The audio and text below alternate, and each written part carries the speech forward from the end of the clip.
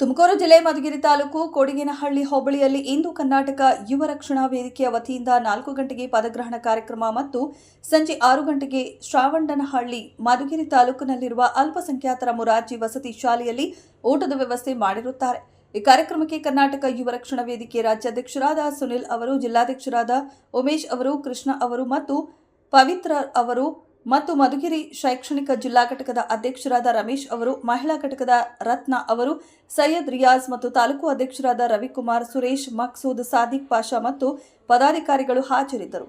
Karthik, Madhugiri taluk reporter. ಕ್ಷಣ ಕ್ಷಣದ ಸುದ್ದಿಗಾಗಿ ವೀಕ್ಷಿಸಿ ರಾಷ್ಟ್ರಧ್ವನಿ ನ್ಯೂಸ್ ಕನ್ನಡ.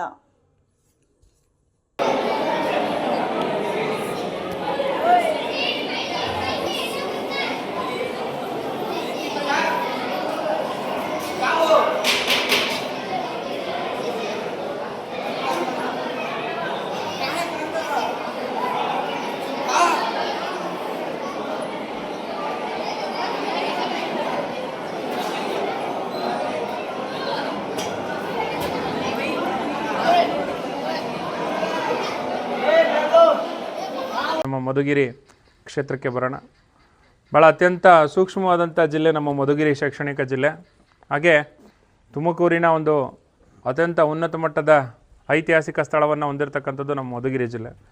ಈ ಮಧುಗಿರಿ ಶೈಕ್ಷಣಿಕ ಜಿಲ್ಲಾ ಭಾಗದಲ್ಲಿ ಸಂಘಟನೆ ಅತ್ಯಂತ ಉನ್ನತ ಮಟ್ಟವಾಗಿ ಬೆಳೆಸಲಿಕ್ಕೆ ಹಗಲು ರಾತ್ರಿ ಪರಿಶ್ರಮವನ್ನು ವಹಿಸ್ತಕ್ಕಿರ್ತಕ್ಕಂಥವರು ನಮ್ಮ ತಾಲೂಕಿನ ಅಧ್ಯಕ್ಷರಾದಂಥ ಶ್ರೀಯುತ ರವಿ ಅವರು.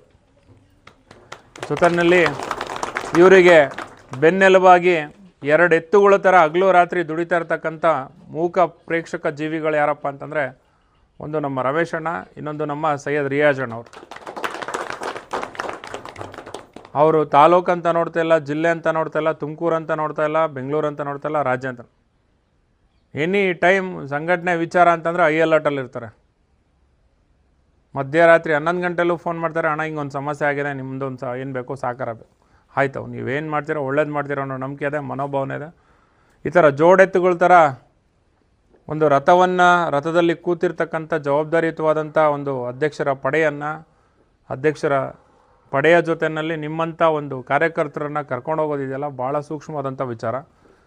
ಅವರು ಶ್ರಮಿಸ್ತಕ್ಕಂಥ ವರ್ಗ ಅಂತಂತಂದರೆ ಹೇಳ್ಬಾರ್ದು, ಹೇಳಲಿಕ್ಕೆ ಸಮಯ ಇಲ್ಲ, ಭಾಳ ಸಮಯ ಬೇಕು. ಹಾಗಾದರೂ ನಾನು 2 ಮಾತುಗಳಲ್ಲಿ ಹೇಳಲಿಕ್ಕೆ ಇಷ್ಟಪಡ್ತೀನಿ.